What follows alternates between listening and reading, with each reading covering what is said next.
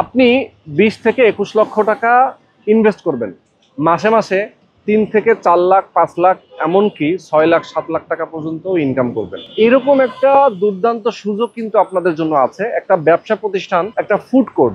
আপনি জানেন যে মানুষ এখন কিন্তু প্রচুর শৌখিন, কিছু হলেই ফুড কোর্টে যায়, কিছু হলেই তারা অনুষ্ঠান করে, একটা রেস্টুরেন্টে যায়, খেতে যায়। তো এরকম একটা ফুড কোর্ট কেনার সন্ধান আজকে আমি আপনাদেরকে দিব। যেখানে আছি এই মুহূর্তে, এটা একটা ভিআইপি লোকেশন, ঢাকা মিরপুর ডিওএসএস। আপনি দেখতে পাচ্ছেন এই পাশে হচ্ছে মিরপুর ডিওএসএস এর 1 নম্বর গেট, আর আমরা দাঁড়িয়ে আছি ঠিক কালচি ফ্লাইওভারের নিচে। 180 ফিটের একটা প্রশস্ত রাস্তা।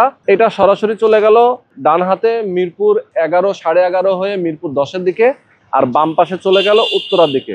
এই যে ফ্লাইওভার দিয়ে অনায়াসে যে কোনো দিকে যে কোনো সময় মুভ করা যায়, নিচ দিয়েও কিন্তু রাস্তা আছে। তো এরকম একটা লোকেশনে ঠিক হাতের ডান পাশে দেখতে পাচ্ছেন এই যে বাসগুলো দাঁড়িয়ে আছে, এর সাথে যে জমিটা 20 কাঠা জমি, এই জমির উপরেই মূলত একটা বিল্ডিং নির্মাণ হবে, যে বিল্ডিংটার 7 তলা পর্যন্ত কমার্শিয়াল স্পেস এবং 8 তলা থেকে 15 তলা পর্যন্ত অ্যাপার্টমেন্ট বিক্রি হবে।